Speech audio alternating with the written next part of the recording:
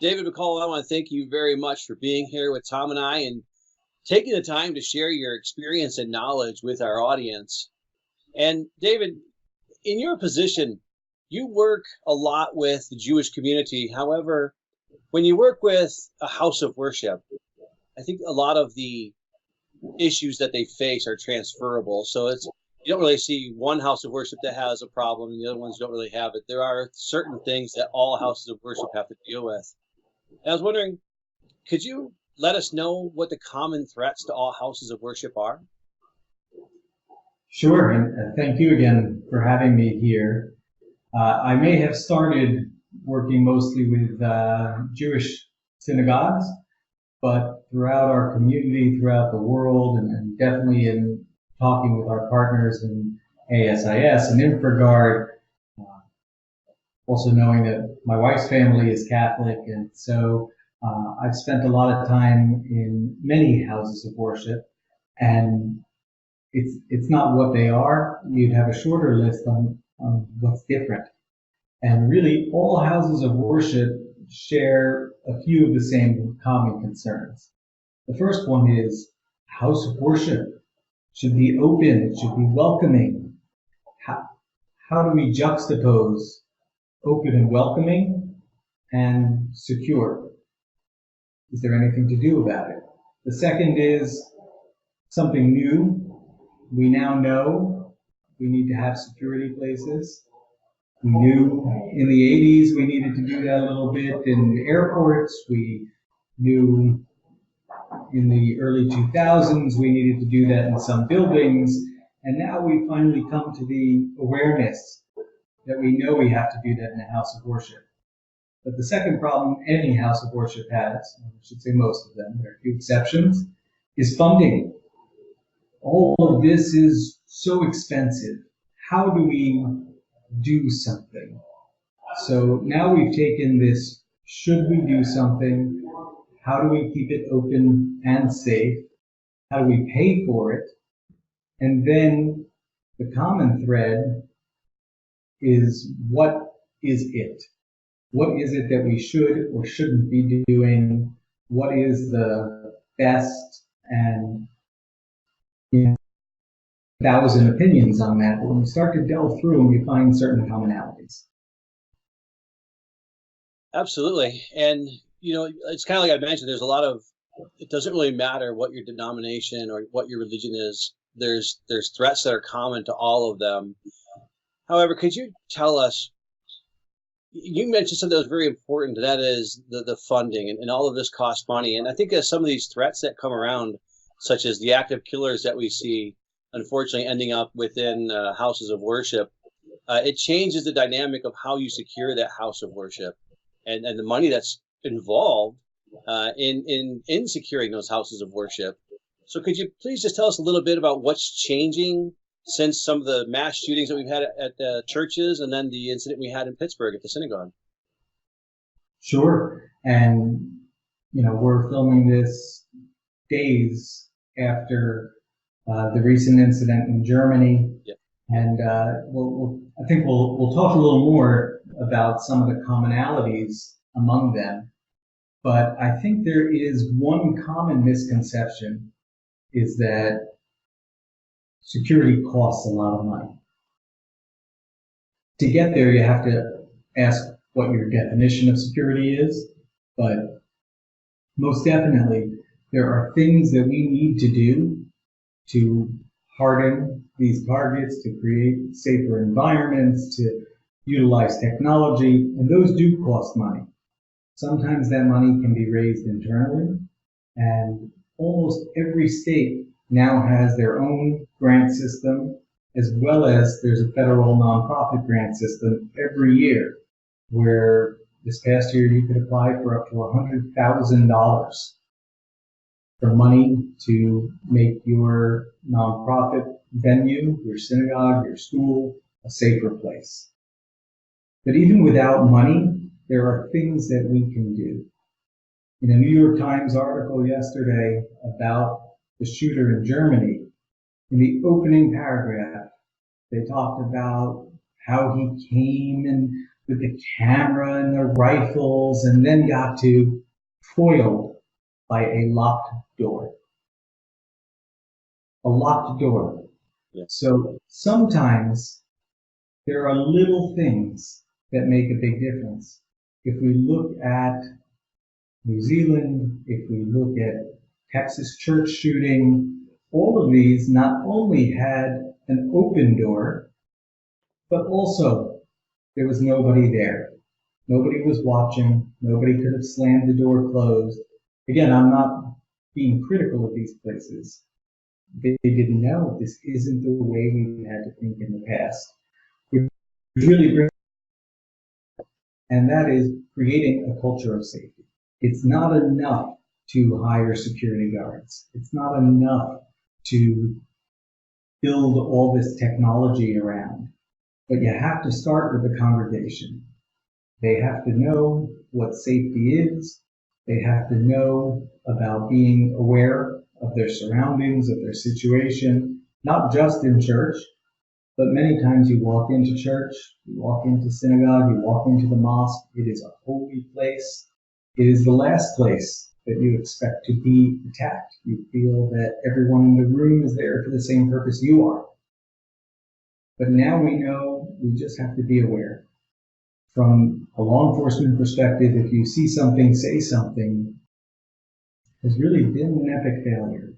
Every time there's a mass shooting and people come around and they interview everyone, they all knew, right? In San Bernardino, everyone said, we knew they were up to something. We didn't want to turn them in. We felt we were being Islamophobic. We felt we didn't want to mix in. We felt it wasn't our place. We felt somebody else would have done it. Santa Barbara University shooting. The family had been sitting for hours trying to debate if they should call the police on their son. They finally did. They said they were afraid he was going to hurt somebody. The police missed him at his apartment by 12 minutes. In Texas, on his way to the church, the guy stopped at the Quickie Mart in full battle fatigue. Nobody thought that was odd, even there. And in Carolina, the church shooting, his roommate testified at the trial that the church was not his target. The university was, predominantly African American university, but there was too much security and he couldn't get there. So he chose to go to the church instead. You could probably do an entire video series just on aftermath testimonies. But the point is, know when something doesn't feel right and know who to say something to. And be alert of our surroundings. A lot of our kids and our adults have their heads in a phone, have headphones on their eyes. They're not watching where they're going. And that's probably the biggest, most cost-efficient difference that people can make. Absolutely. And you actually said a couple of things that are so important here. And one is security. We talk about securing the house of worship, but security starts in the community. So if somebody sees somebody that looks out of place or looks like it could be a threat, it's okay to sound the alarm and let people know, hey, this person isn't acting right.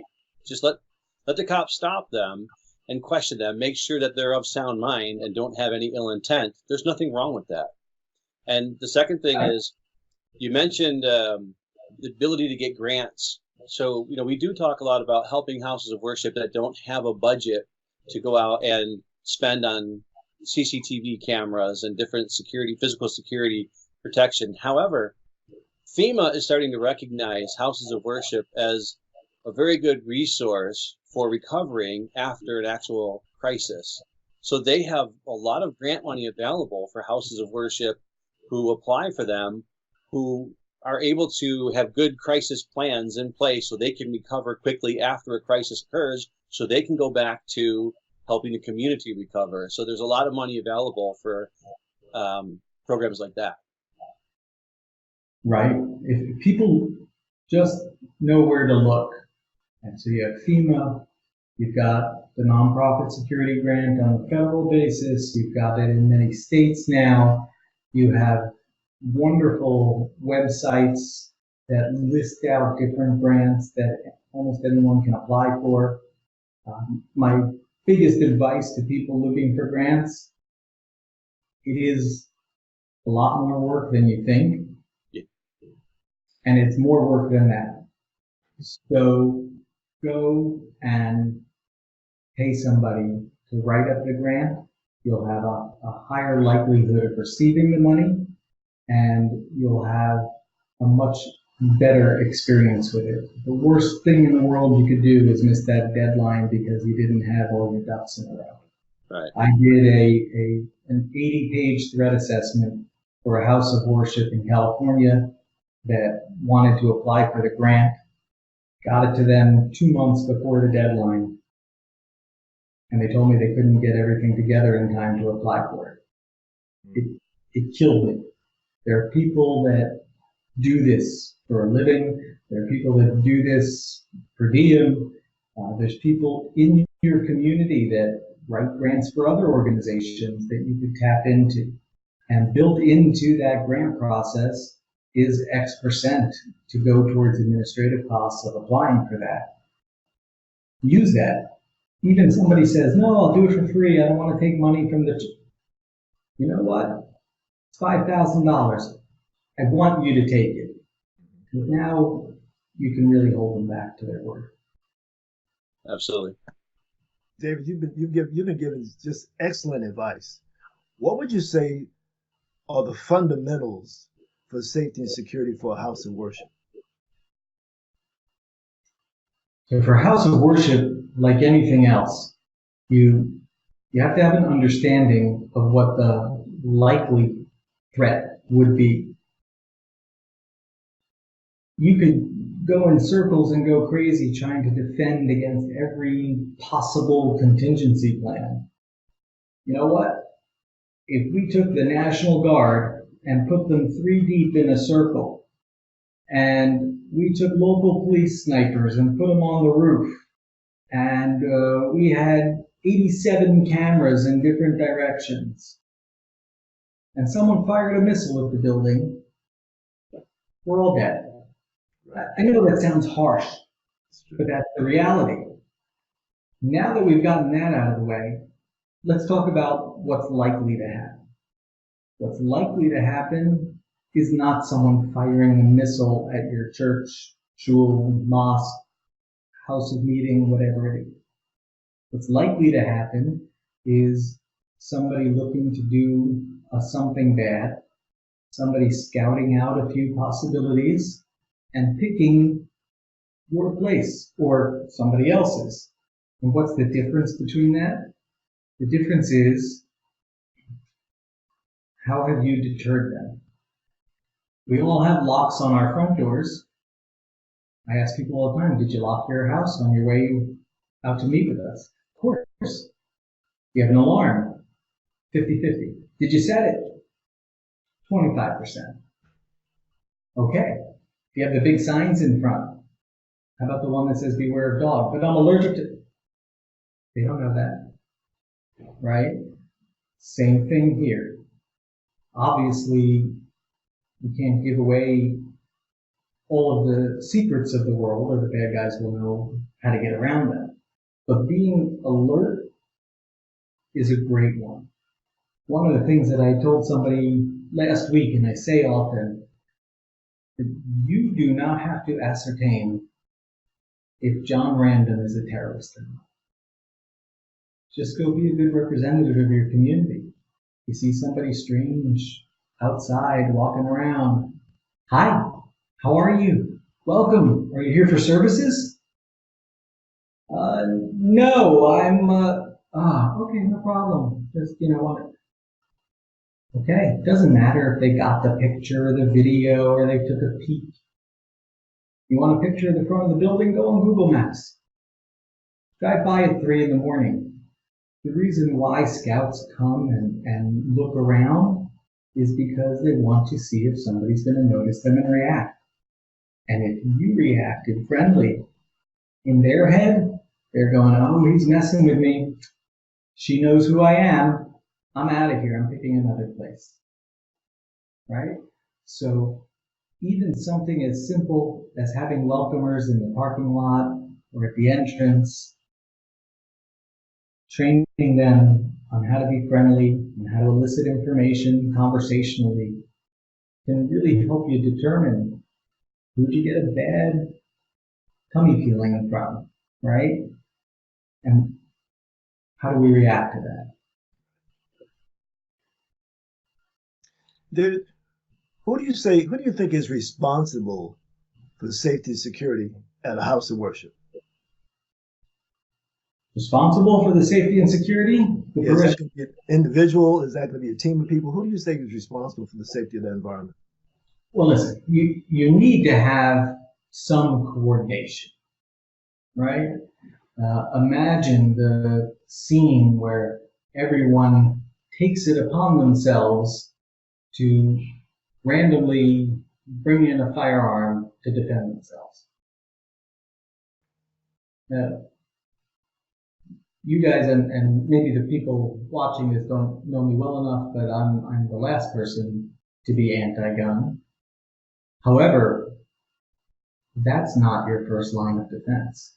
And if you've got 20 people inside who all don't know that somebody else is carrying a firearm, who've never trained together, God knows what training they have.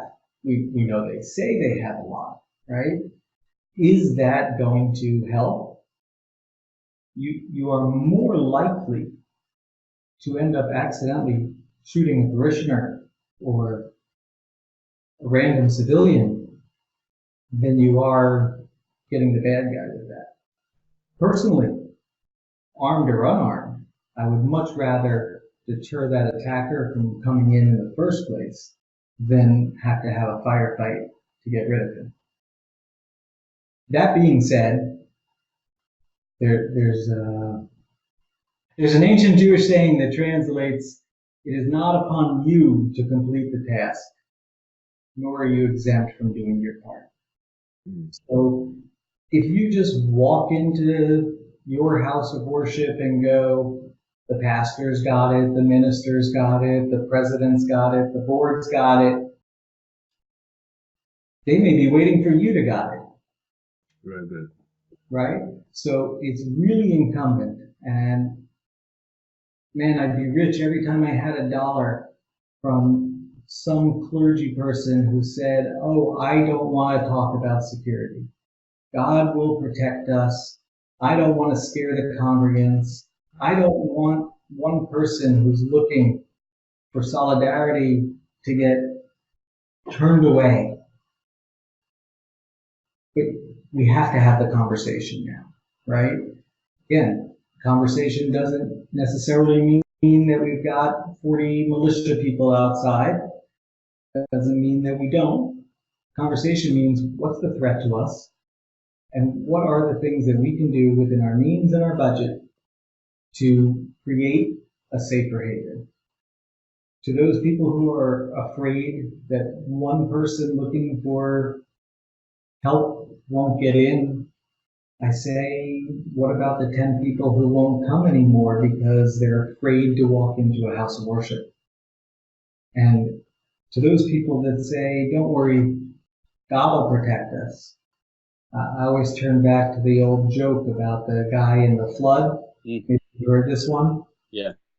They're evacuating, the rescuers come, they say, "Buddy, you gotta get out of here. The flood is coming." And he says, "No, I'm staying. I believe in God." And then the floods start rising, and he runs to his roof, and a boat comes by the now roof water level. And they say, "Jump in the boat. We'll take you." He says, "No, I believe in God. God's going to save me." And the floods rise, and he swims to the mountain. He climbs to the top of it, and a helicopter comes by. And the helicopter sends down a ladder and says, "Jump on, we'll get you out of here." And he says, "No, I have faith." And he drowns. And he gets up to heaven and he's fuming. "Look what I did for you, God. How could you let me die? I was showing everybody." God said, "Let you die? What do you mean?" Because I kept waiting for you to save me. Who do you think sent the rescuers to the helicopter? Right? Whereas my dad used to say, you got to buy a ticket to win the lottery. Yes, have faith. Faith is a wonderful thing. But if I am not for myself, who will be? And that means you got to take the first step. Maybe that's a community meeting where we talk about safety. Maybe that's some training for the children. We have several short videos, everything from internet safety to strangers to kidnapping to active shooters. And there's many resources from loads of different departments out there. Get rid of the taboo about talking about danger and get people to open up a little bit. Now we'll all be safer. I like it. Faith without works is dead. Very good. So David, the incidents that involve some kind of active killer generally get all the headlines in the paper, but houses of worship are more likely to have a crisis that involves a flood or some kind of natural disaster, an earthquake out in California, the hurricanes over here in Florida and the East Coast. How do you help houses of worship, first of all, to understand that when you do start talking about safety and security, you're not just talking about those types of threats that involve domestic violence or violence of any kind, but they need to protect themselves from kind of all things that could lead to loss to that organization? Right. It's very important. And really that all starts in the same area. And that is having a threat assessment done of the facility, the campus, the building, whatever it is. Many times you can get them for free from religious organizations, from law enforcement organizations. You can go hire professional threat assessors to come out and give you a report. That report does not just talk about what do you do when a guy shows up with a rifle. That report talks about all different threats that could happen. What do you do when the power goes out? What do you do when there's an earthquake? Is there enough lighting? Is it easy for someone to come in and rob the charity box? All of these things have to be there. We forget about this. A very good question. Not only that, but 6 weeks after an attack, we all lose our energy to follow through on what we were talking about back then. So safety and security is beyond just the little thing of, is somebody going to come in and shoot us? Is somebody going to come in and blow us up? Safety and security has to be about all of these different things. You asked about natural disasters to the building. We've seen this. We saw in Katrina. We've seen in earthquakes out here this morning in northern Los Angeles County and beyond. Amazing wildfires started again. Villages being evacuated. Taking them in. What's the plan? I'll even take it a step further. God forbid, the school children were on their way on a field trip and something happened to the bus. Nobody knows what. How do we communicate that? What if that mode of communication is down? What's the redundancy? What if some children were severely injured or passed? What if I was supposed to be one of the parent chaperones, but work called me in and I sent my wife in instead, and now I've learned that some of the adults have passed? About the guilt and the grief. How do we return life to normal? And so whether it's a natural disaster, a man-made tragedy, a really horrible accident, we have to have a lot of this prepared in advance. We have to have a unified voice. The press is going to be calling every 5 minutes. We saw this in Poway. I was talking to a good friend of mine, a trainer, runs an amazing program, and I said, what was the one thing you didn't expect? He was helping out in Poway after the shooting. He said how many diapers I'd have to change. Because mom and dad emotionally or somewhere else. Oh. No one planned for babysitters. Here you are, a sharpshooter, a professional, playing with the kids, putting on videos, changing diapers.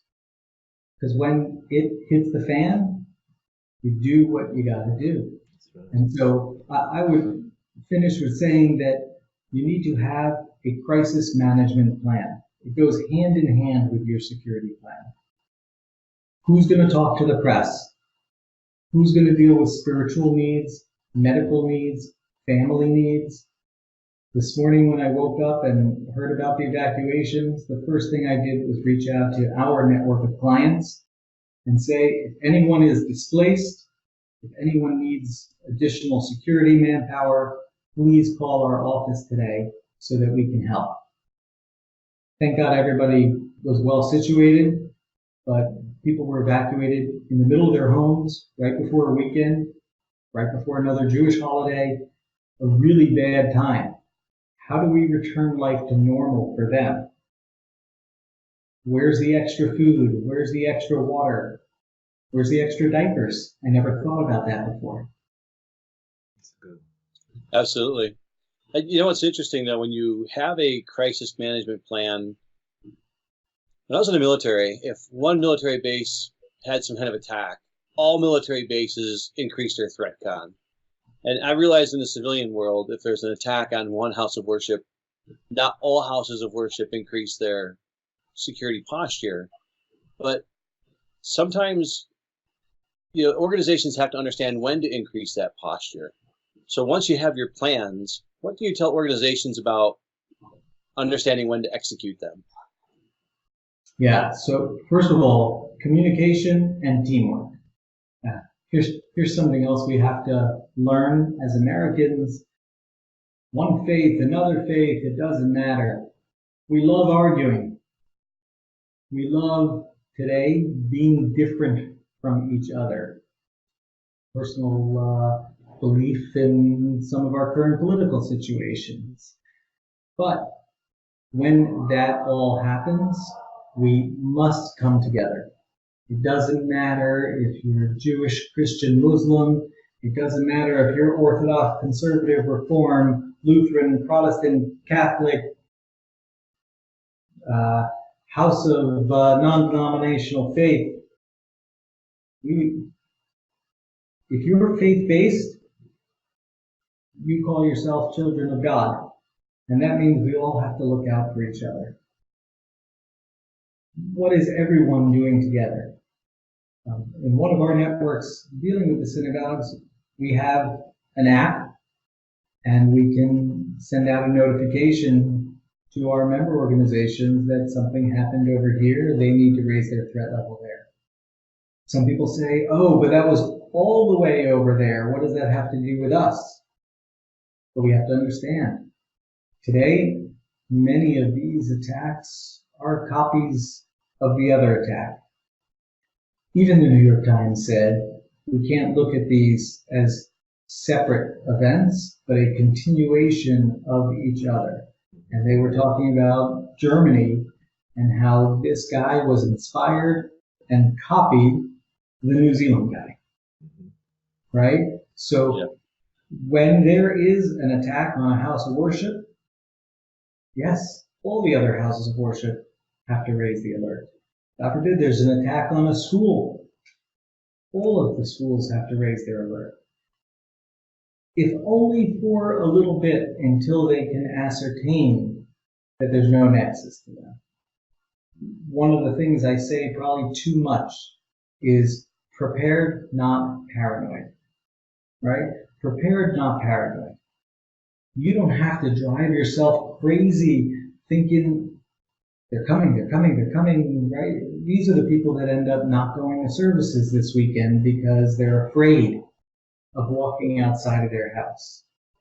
When he said, if you knew what I knew about terrorism, you'd never leave your home, on the morning talk show, I knew what he was talking about. Personally, I rolled my eyes. I said, no.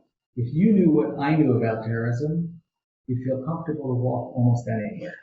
because nothing happens in a vacuum. And there are things that we can do and see that will position us in the right mental position to deal with all of these things. But as a community, as a spiritual world, as a nation, as a globe, we've all got to get on the same page about combating this and not encouraging these people.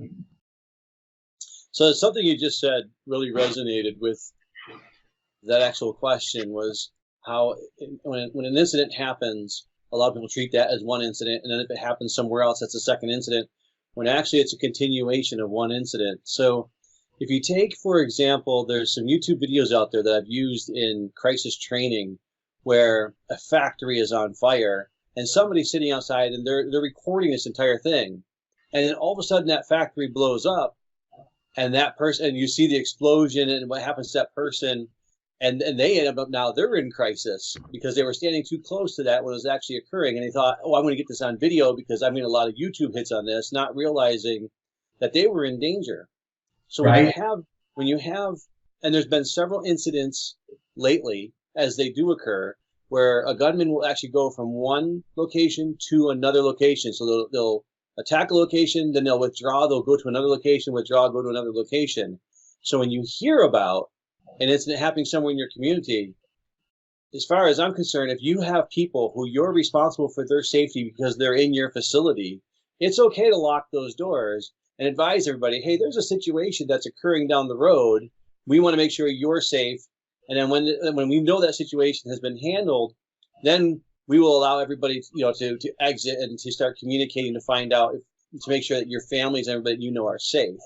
So that's, it's really important that people understand that if an incident is happening locally, what actions do I take? Obviously, if an incident is happening in Texas and I'm in New Jersey, maybe I don't need to take any action at that moment. But if it's happening across the road, maybe it's not even my type of facility. Maybe it's happening at a gas station was just robbed, and the person is trying to run away from the police, and your doors are open, and they run into your facility. Now you have a real problem, and it could have been avoided because maybe you knew about that situation happening, but you just thought it was over, or that it wouldn't happen at your place, so that it happened there, it's not going to happen here.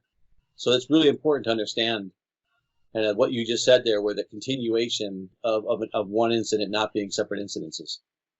Right, and actually, you mentioned now three different things in there. One is the filming people. I always look at some of these videos. There was a nationally, globally recognized theme park in Southern California that had a video going viral of a beatdown in the kiddie area, and somebody was sitting there just filming the entire thing. I go, put your camera down and help out. Yeah. But they want to do that. The other is again, situational awareness and personal safety. The factory is on fire. Why are you that close to it? Right? My background comes from the public safety side. But whether you're going through firefighter school, EMT school, police academy, understanding scene safety as the number one priority is hammered into you. And it's okay to turn to somebody and go, hey man, keep filming if you want, but back up. And there are tons of resources online that will show you, usually they're done in terms of football fields, right? How many football fields do you have to be away from 1 pound of TNT, plastic, Semtex, fire, etc.? People don't realize the danger and the distances. And then also you talked about that nexus, right? So in today's world, we have to think about that in two ways. Look at the people that were killed in Germany, unfortunately, 2 days ago. He couldn't get into the synagogue. Mad, he shot somebody on the street who said hi to him, and walked into a restaurant and shot somebody.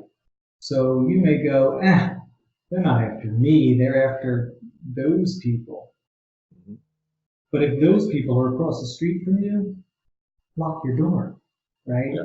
if just because it's a church under attack and you're a synagogue or a mosque or vice versa, have an awareness, have a system for that. And then we live in the internet society. It's why they walk around with GoPros shooting people now. There may be chatter. There may be a group of people who only know each other online. And they all go, May 15th, let's get them. Here's what you need to do. Maybe there's a 90-day plan. Scout out 3 places in your community. Find the one you want. Next week, figure out how you're going to get in there. Next week, figure out when the most people show up. Next week, figure out your weaponry. Okay, now do a dry run. Now practice. Okay, we're all going tomorrow.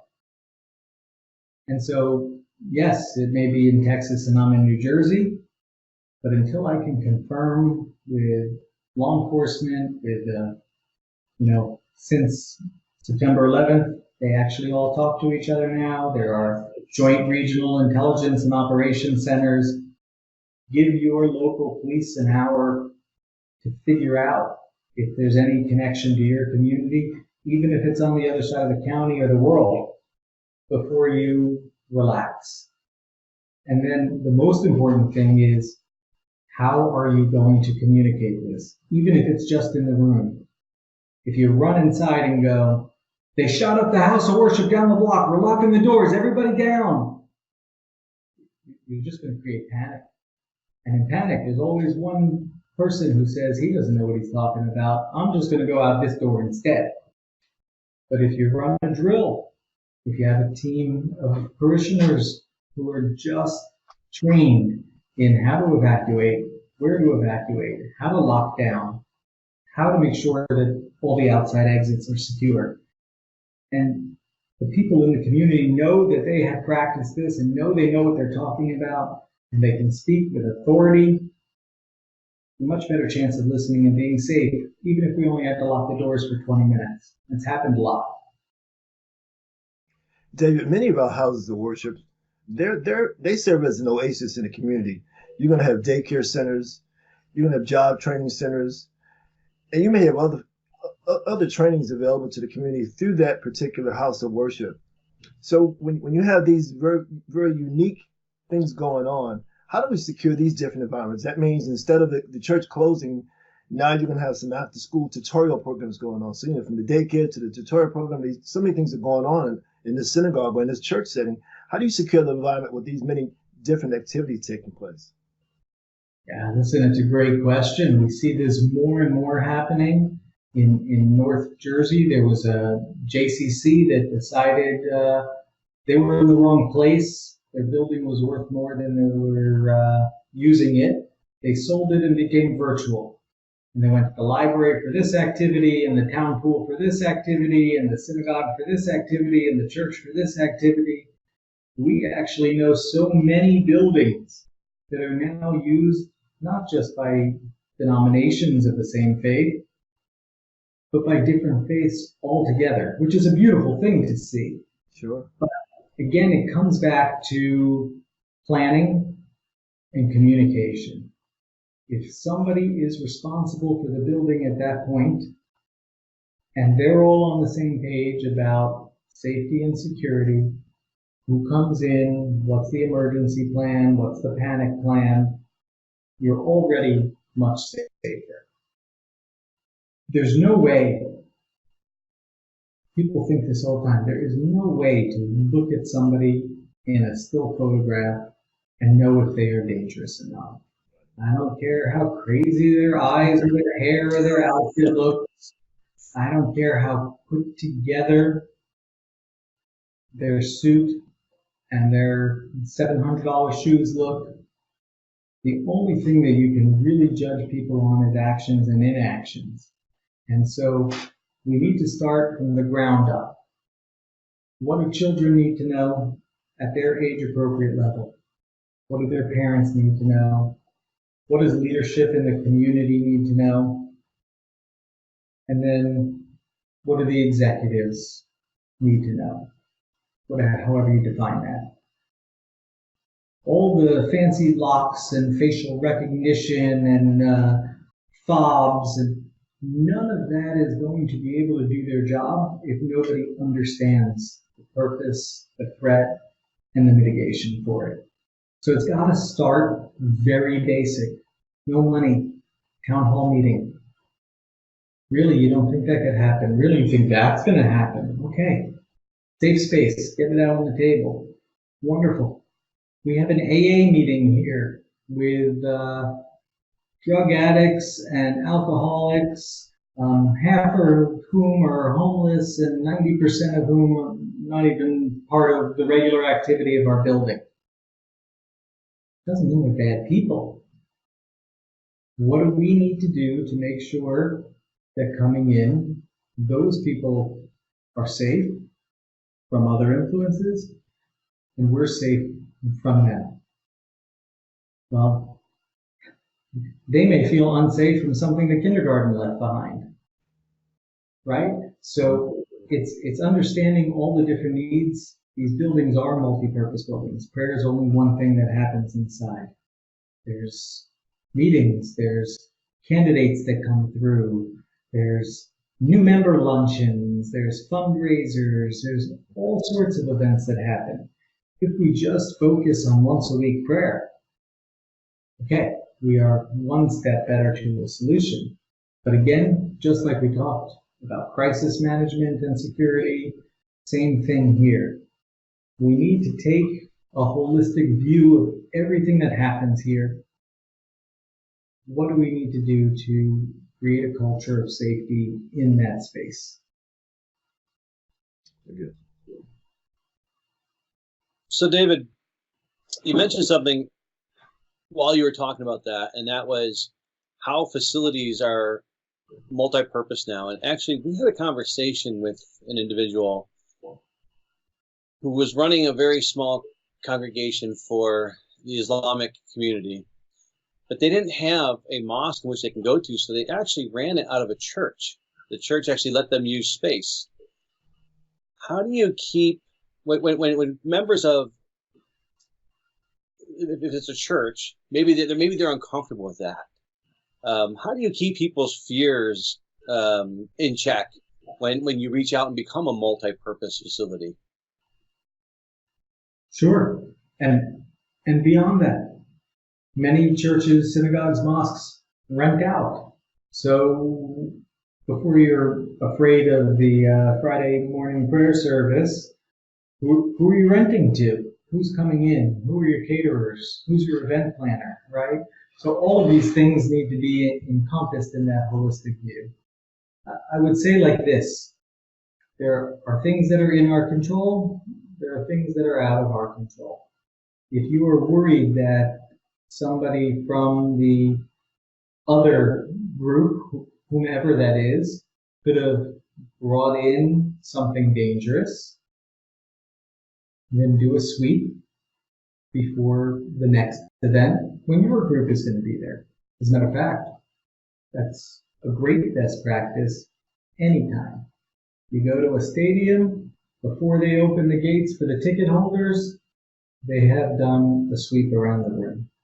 And what is a sweep? Well, again, depends on the threat.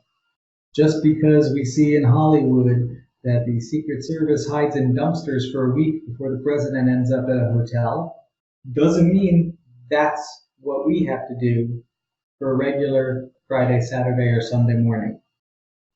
But it does mean we should look for things that are out of place. And who better to do that than select congregants that show up every week and know what things look like? And if you see something, say something. And if you see some sort of weird package or, no one's going to really bring that Acme TNT thing with the timer and the ticking fuse anymore. But you see a random box that the address label was scraped off and it says, give to head priest. Well, that's odd. Packages don't normally come like that. Step out of the room, let somebody know. Locally, I have spoken to the head of the bomb squad, said, please call us. Said, didn't want to waste your time. He goes, We need the practice. Please call us. Don't be afraid, right? Put something outside that says, no bags may be left in the hallway. It'll happen. Someone will leave a book bag there. You'll walk in. So sorry to disturb everyone. In a moment, I'm going to walk outside. If the red backpack with the blue water bottle is yours, please come outside and claim it in the next 2 minutes. Otherwise, we're going to have to investigate it further. Again, not looking to embarrass anybody. You don't have to get up right now. Just a reminder, we cannot leave unattended bags. Okay. Walk outside, nobody gets up. Maybe a minute later somebody does. Beautiful. Most likely not. Call the bomb squad, have them come down. They get a good drill in. No one's leaving a backpack next week, I promise you. Right? Now your question was more specific, right? What about these people and those people? But again, same thing. If you really feel that you haven't built the trust, well, then don't share your space. But obviously, if one faith group felt that the other one was a good partner and they could do it, then they've met, they've talked. And the real next step is to expand that dialogue. There's good people and bad people of every faith. Absolutely. Right? We can get them together. Do an interfaith dinner one night and let them all talk to each other.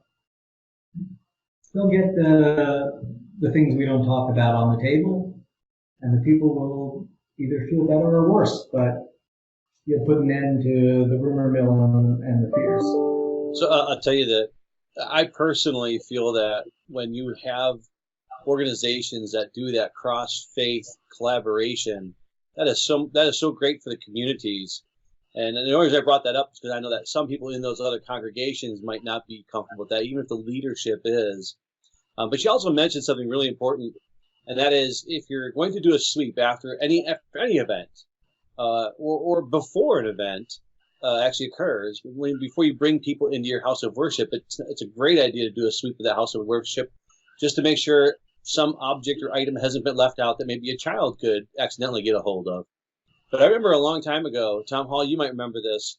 We had a bomb threat at a building, and we called the bomb squad, and basically the response was, go ahead and sweep your building, and if you find something, call us. And us in security, I know myself, well, around like, what do you mean? There's a bomb in there. I'm not going back in there to sweep that building. So what we did, we went in and everybody swept the building. It was clear. Everybody went back to work. So Tom Hall was a security manager at the time. And because he saw that our security teams were a little trepid about that whole situation, he actually had the bomb squad come to the facility and give us training, because what we didn't understand was that bomb squad received hundreds of calls every day. They couldn't possibly respond to them all. And then they told us, nobody knows that building better than you guys. It would take us so long to sweep that building compared to what you guys could do, because you just understand that facility. So, it was a valuable lesson learned, but in a memory, actually, now we can look back and laugh at it. But that day, we were all kind of looking at each other going, that's not fair. I could have been For sure. And if you don't know what to do, when you make contact with the bomb squad in advance and say, hey, would you come down and talk to our congregation? Absolutely. If we get a threat like this, what should and shouldn't we do? On that topic is whatever your plans are, or if you get a threat, find an object, those need to be kept a little secret, right? There was a year or so ago, 40-something facilities got a bomb threat, and people were going crazy. One of them sent out on Twitter, parents, we have received one of the bomb threats. Please do not worry. We are evacuating the children to the Greek Orthodox Church next door as per our contingency plan. Okay, they didn't know. They were trying to communicate. Sure. But what did they just do?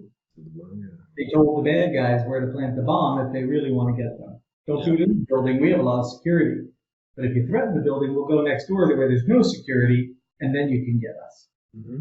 Right? We had very similar thing out here. One of the congregations that I was working with, and they wanted to print the evacuation plan and maps on stickers and put them on the inside of the prayer books. Brilliant plan for communication. But all I had to do was come in and pray with him one day, flip open the book, and know exactly what their plan was for when I came back if I was a bad guy. And they do that, right? As a matter of fact, most of the time, they do that. And so we could sit here and go through 20, 30 case studies, including some of the ones that we've talked about before. People often think these are crimes of opportunity, moments of rage. I tell people, thank God they're awful executors because they're great planners. In New Zealand, nobody had a clue. But when the police went back to the 800 cameras they had in the area and looked back 90 days, they saw that, in fact, this guy had been scouting half a dozen mosques in town for the last 3 months. This goes back to our situational awareness, see something, say something, what is normal, and what's one tick off of that. No one's going to yell at you that you said, hey, the car circled around 3 times. It's okay. Someone will check it out and find out he was just looking for a parking spot, and they'll do it with a smile. But if you kept that to yourself, going, this guy, I'm probably overreacting, I'm nervous, you could have been the one to stop the attack. Yeah. And David, this is my last question for you. How do you engage the entire community outside of the house of worship to get them to understand that the threats to the house of worship aren't just threats to that house of worship, these are threats to the general community. So the whole community is being threatened. It's a fantastic question. We talked about that a little bit before with the shawarma store next to the synagogue, with the Quickie Mart next to the church. Even if we were to go back and look at the hostage situation in France with the hyper kasher market, all of them knocked the target that the bad guys were going after, and all of them the subject of the attack. So really, we have to begin to talk about this on a level that's appropriate for everyone in school, in church, at Little League, at the supermarket. Yesterday I was on the studios of one of the major production companies in Southern California. On the light posts, instead of flags about the new movies, it was security tip, security tip, security tip. They were having a whole campaign about cybersecurity, physical security. Who are they? They're not a house of worship. They're not a high-level target. No, they are. They are a community. Somebody's not going to like the film they produced or whatever it is, right? We have to understand that not everyone agrees with us. I think the big problem is that we love little clickbait things. So all of a sudden we have a conversation about security and it breaks down into a debate on Second Amendment versus should guns be legal. Table that. Right? You don't look up the recipe of the meal you're going to make until you plan out dinner. First say, okay, can we all agree that at some element we have to talk as a community about security, whatever that means. Whatever that means. We're not going to talk about guards or no guards, armed or unarmed, cameras or no cameras, door locks or not door locks. We have to talk to talk. We have to talk about what's realistic. How many times I'm in a planning meeting and somebody on the board of something goes, well, that's not going to work against this type of, okay, maybe not.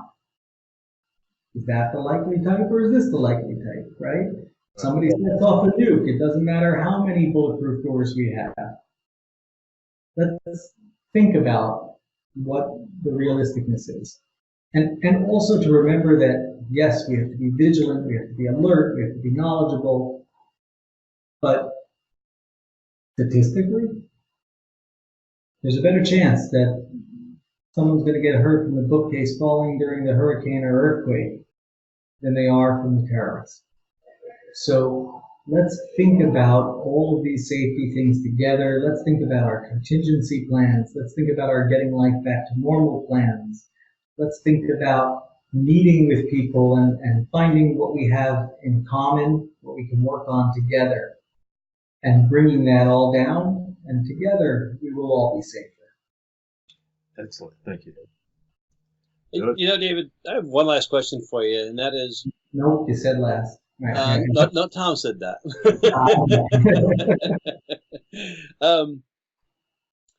You know, having been in security for a long time, we tend to take certain things for granted, that everybody would just kind of know certain things. But you train volunteers in professional security techniques. So when you're doing that, you can't really take anything for granted that they're going to know the fundamentals or the basics, because they may not. So what do you focus on when you start training volunteers? Sure. So one of the things that I do is work with community volunteers and training them at several different levels. The first thing you have to do is you have to help them get out of their own head. What is a volunteer going to do? We need professionals. Really? Professional who? Professional what? So the first step is everyone needs to understand that the opposite of volunteer is not professional. The opposite of doing it for free is getting paid to do it. You can have crappy volunteers and amazingly professional volunteers. And you can have amazingly professional career people and really crappy career people. So whether or not somebody's getting paid shouldn't be your litmus test. Whether somebody takes it seriously, is trained to the appropriate level, not up here, not down here, right here, and whether they're doing it 120% is the biggest thing. In many spaces, they'll say, no, let's get a police officer. No, let's hire a security guard. And I said, this is amazingly wonderful. I was an auxiliary police officer in New Jersey for 10 years and went through their academy and learned a lot. But the focus of that point was on reacting to emergencies that had happened. If you look at the curriculum in most states of what you learn to get a guard card, it's a lot of important stuff. But so far, the guard card curriculum has not been augmented to prevent, to left of bang thinking, right? It's you're not allowed to do this, you're allowed to do this in this circumstance, try not to do this, don't do that one at all, and if you break any of these rules, we're going to hit you over the head with a hammer, right? Right. Again, I am not being critical of anyone in uniform, sworn or not. All amazing people put their life on the line for others. What I am saying is, what is it that you need to accomplish, and who do you need to accomplish that? And maybe you end up in a hybrid situation. Maybe you really realize that to do this right, you need to hire 10 people, but you can't afford that. Well, maybe you can hire 5, and you can train another 20, 25 in the community to what their role should or should not be to augment whatever system you brought in. And now, instead of having 10 hired around, you have a hired and a volunteer and a hired and a volunteer. And we've done this successfully in many places, and they've become a unified team. They work together, they count on each other's skill sets, they focus on different areas. A much better solution, in my opinion, because who's going to look after you better than you, right? And who knows your facility better than you? So yes, bring those people in because you need a skill set they have that you don't possess. But maybe you can work with them. Maybe you can share information. Maybe you can learn a few things and you can teach them a few things. And there are many organizations that are out there that work with the faith-based community, Christian, Muslim, Jewish, non-denominational, for free, for a lot of money, for a little money, that will train them in all of these techniques. But the most important thing you can do is to get a buy-in, right? And when you communicate and you share information, everyone becomes safer. Very good, sir. So that's all the questions we have. Do you have anything that you'd like to add kind of in closing? Yeah. I think it's amazing what the two of you have really put together here, and bringing professionals from different walks of life, different thought processes, and hosting them together here so that people that wouldn't normally have access to different subject matter experts can learn things. And hopefully people watching this have learned that it's not zeros and ones. There's many different shades, many different steps that you can take to be able to do something. And my thought that I try to leave with people when I meet them is, whatever you're going to do, go this week and do one of them. If it's just talking to the head clergy, if it's just hosting a community meeting, bringing the police chief, bringing a security consultant, bringing a faith-based expert, showing a film, having a town hall meeting, put it together. And even if you can't get that assessment scheduled for a while, this weekend, when you go to your house of worship or whatever service and faith you are, I want you to walk around the facility, the premises, look there, and ask yourself a question. What is the most valuable thing in here? And what would I do to protect it? Once somebody's answered that, finding which pieces from a sea of options out there becomes much easier. Now we can put a plan together, and we don't have to do it all today, because we got to take it one clip at a time. So thanks, Peter. Very good. We really appreciate that. David Bacall, thank you so much for sharing your knowledge and your experience with us. If people want to get a hold of you, sir, where can they reach you, or how can they get more information about you? Sure. The best place to find me is on LinkedIn. You can search David Bacall. Really beautiful, funny picture of me shows up.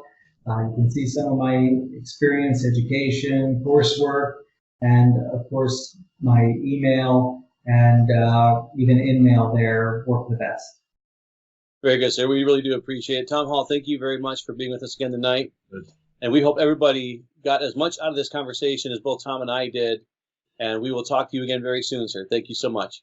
Cheers.